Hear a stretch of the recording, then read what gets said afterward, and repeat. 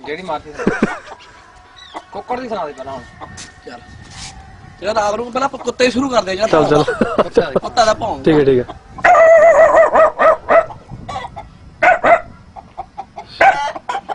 ਇਹ ਕੁੱਤੇ ਦੇ ਡੰਡਾ ਵੱਜਦਾ ਆ ਤੇ ਕੁੱਤੇ ਸੱਟ ਲੱਗਦੀ ਆ ਕੁੱਤਾ ਨਾ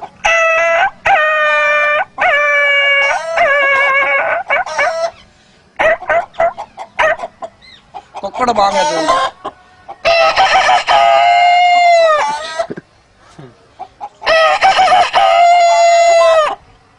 ਜੇ ਕੁੱਕੜੀ ਅੰਡਾ ਦੇ ਕੇ ਉੜਦੀ ਆ ਤੇ ਕੁੱਕੜੀ ਰਾਲਾ ਪਾਉਂਦੀ ਆ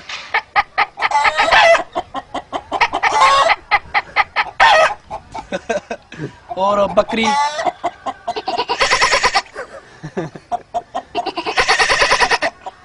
बकरा है दादा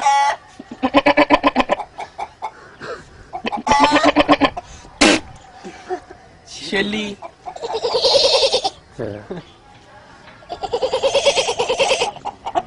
कट्टा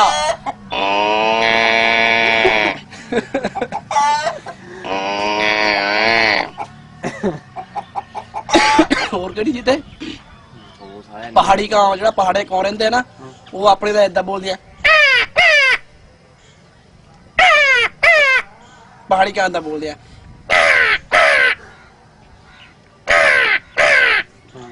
ਕਬੂਤਰ ਏਦਾਂ ਬੋਲਦਾ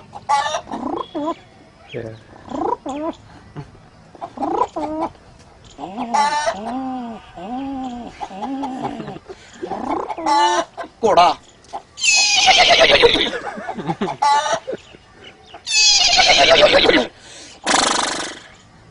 ਹੋਰ ਅਜਾ ਸੇ ਮੇਨ ਰੋਡ ਤੇ ਟਾਂਗਾ ਤੁਰਿਆ ਹੁੰਦਾ ਤੇ ਘੋੜੇ ਦੇ ਪੈਰ ਵੱਜਦੇ ਆ ਮੇਨ ਰੋਡ ਪਰ ਉਹ ਘੋੜੇ ਦੇ ਪੈਰ ਏਦਾਂ ਕਰਦੇ ਆ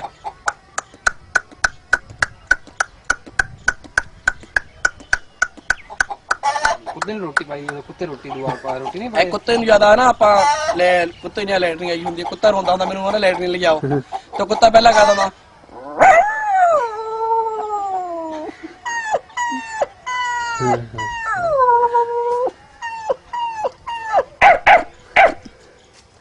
ਇਹ ਕੁੱਤਾ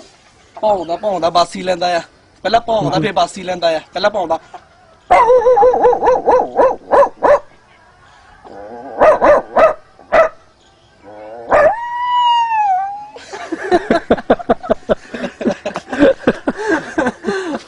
ਕਈ ਸੰਗਾਂ ਦੀ ਭਾਵੇਂ ਚੇਤਾ ਨਹੀਂ ਰਹਿੰਦਾ